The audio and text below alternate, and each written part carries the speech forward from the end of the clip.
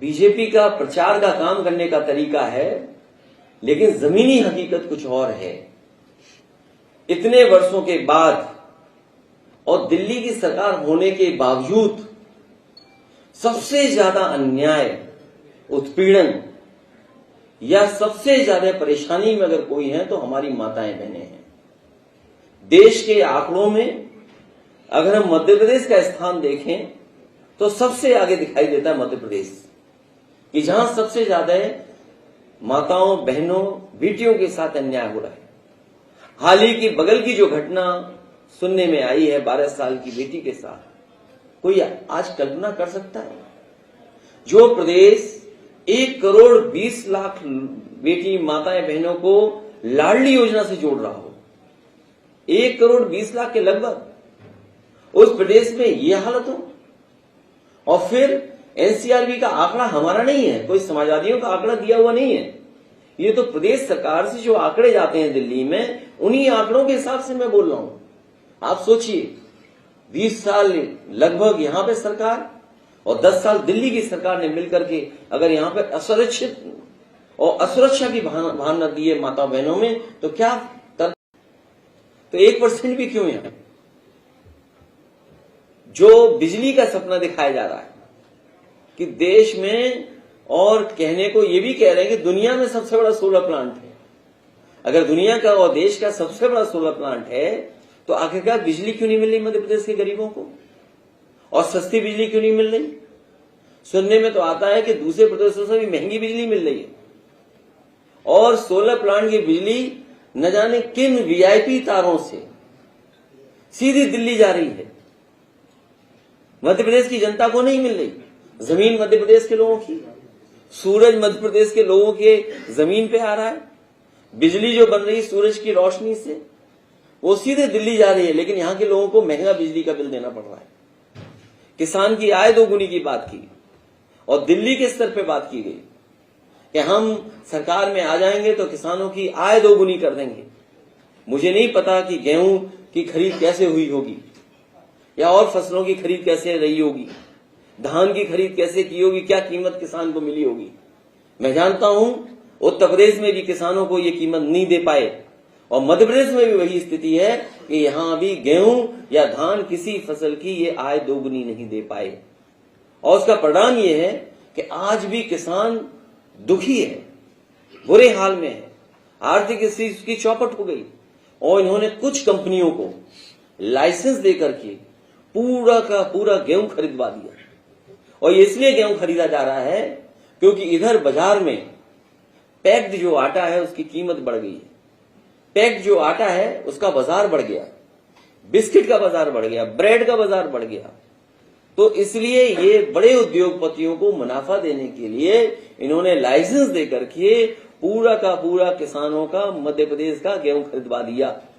न केवल उत्तर प्रदेश, मध्य प्रदेश का खरीदा गया, बल्कि हम ये जानते हैं कि बीजेपी उद्योगपतियों की पार्टी है, बड़े लोगों की पार्टी है, इसलिए मध्य प्रदेश का भी गेहूं खरीदवा दिया उन्हीं कंपनियों को, और उत्तर प्रदेश का भी गेहूं उन्हीं कंपनियों को खरीदवा दिया। जो ये बिल लेकर के आए हैं, कम से कम उन्हें साबित करना चाहिए कि मध्य प्रदेश की जो सूची होगी जिसमें चुनाव लड़ाने के प्रत्याशी होंगे, उसमें कम से कम 33% महिलाएं दिखाई दें, और 33% वो हों जो उनकी कार्यकर्ता हों, उनकी पार्टी के संगठन की माताएं बहनें हों।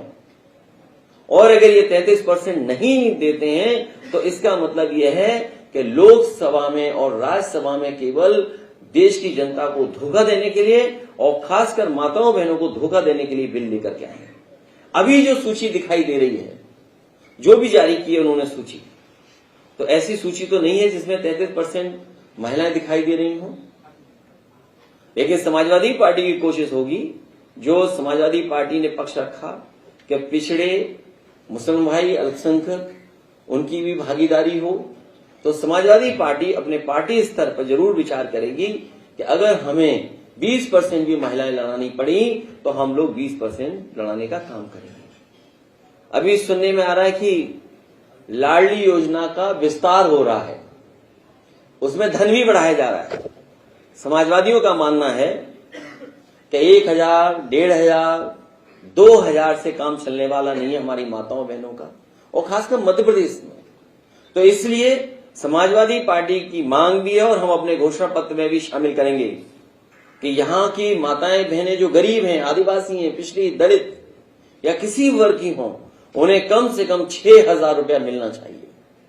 ये सवाल कर सकते हैं लोग कि 6,000 कैसे देंगे आप, जब आप रजिस्ट्री में 1% ले रहे हैं रजिस्ट्री कराने में। हमारे प्रदेश में तो रजिस्ट्री फ्री मानिए, नई योजना आ रही है। आपके अगर ब्लड रिलेशन में कोई है तो मामूली पैसा लगता है, आप रजिस्ट्री करा लीजिए। तो 1% भी क्यों? यहां बड़ा दावा करते हैं कि बेरोजगारी खत्म हो गई। हमारे यहां तो मुख्यमंत्री अनएम्प्लॉयमेंट रेट की बात करते हैं। मुझे तो नहीं पता कि यहां पर मुख्यमंत्री अनएम्प्लॉयमेंट रेट की या एम्प्लॉयमेंट रेट की बात करते होंगे, क्योंकि बड़े पैमाने पर नौजवान बेरोजगार है। इन्वेस्टमेंट मीट हुई यहां पर, इस जगह ही हुई है इन्वेस्टमेंट मीट। G20 का भी आयोजन में देख रहा हूं, झंडे, दुनिया के झंडे जो लगे थे उनका रंग उतर गया है, और रंग इसलिए उतर गया कि वो देश कुछ देख ही नहीं गए अपने देश को, न कोई इन्वेस्टमेंट आया होगा। तो अब उसी बहाने से उनका रंग उतर गया है। इन्वेस्टमेंट तो आया नहीं, जब इन्वेस्टमेंट नहीं आया तो झंडों का रंग भी उतर गया। तो हर वर्ग के लोग आज दुखी हैं, और मध्य प्रदेश में परिवर्तन होना तय है। इस परिवर्तन में इंडिया गठबंधन में समाजवादी पार्टी के लोग साथ हैं, और हमें उम्मीद है कि समाजवादी पार्टी पूरी जिम्मेदारी से और अपने निष्ठावान कार्यकर्ताओं को लेकर के चुनाव लड़ेगी। पहले से ज्यादा सीटें समाजवादी पार्टी जीतने जा रही है। अभी मैंने यदि बात करूं, उज्जैन में जो 12 साल की बच्ची के साथ जिस तरीके से घटना हुई है, तो आप क्या मांग करेंगे? क्यों नहीं रोक रहे हैं आखिर मध्य प्रदेश में इस तरीके की? 12 साल की बेटी के साथ जो घटना हुई है बहुत दर्दनाक है, और आज के समय पर ऐसी घटनाएं होना और हम लोगों के सामने ये संकट आना कि ये सूचनाएं हम लोग को मिलनी, ये बहुत ही दुर्भाग्य की बात है। सरकार को कठोर कार्रवाई करनी चाहिए, और इस सरकार को जवाब ये देना चाहिए कि पिछले इतने 20 साल से सरकार में रहे हैं, तो आखिरकार बेटियों की, माताओं बहनों की सुरक्षा के लिए क्या काम किया इन्होंने, और सुरक्षा के लिए काम नहीं किया। उसी का परिणाम ये है कि ऐसी घटनाएं हो रही हैं। और यही नहीं है, बीजेपी के लोग बहुत लापरवाह हैं। अभी घटना हुई है तो कहेंगे सख्ती से पेश आएंगे, सख्त कार्रवाई करेंगे। आप देखिए मणिपुर में क्या हुआ था, माताएं बहनों को उनके वस्त्र उतार करके उन्हें पैदल घुमा दिया था। उत्तर प्रदेश में हाल क्या है? राजस्थान, मध्य प्रदेश और उत्तर प्रदेश में सबसे ज्यादा आंकड़े ये बताते हैं कि महिलाएं असुरक्षित हैं। बीजेपी के लोग मंच से कई बार ये कहते हैं कि जब भी किसी बेटी या महिला के साथ कुछ ऐसा होता है तो हम न सिर्फ कड़ी कार्रवाई करते हैं बल्कि उनके घरों पर बुलडोजर भी चलते हैं। तो इनको बुलडोजर खूब चला है। नहीं, बुलडोजर चलाना चाहिए, यहाँ चलाते क्यों नहीं है जिस दोषी ने किया है। लेकिन बुलडोजर की भाषा, बुलडोजर बिहार, बुलडोजर ये कानून में नहीं आता है, ये तानाशाही का प्रतीक है। आपके पास कानून है, फोर्स है, पुलिस है, वो क्या कर रही है? आपकी इंटेलिजेंस क्या कर रही है? आखिरकार आपने 20 साल में क्या किया? क्या 20 साल इसलिए सरकार में रहे हो कि आपको बुलडोजर चलाना पड़ रहा है आज?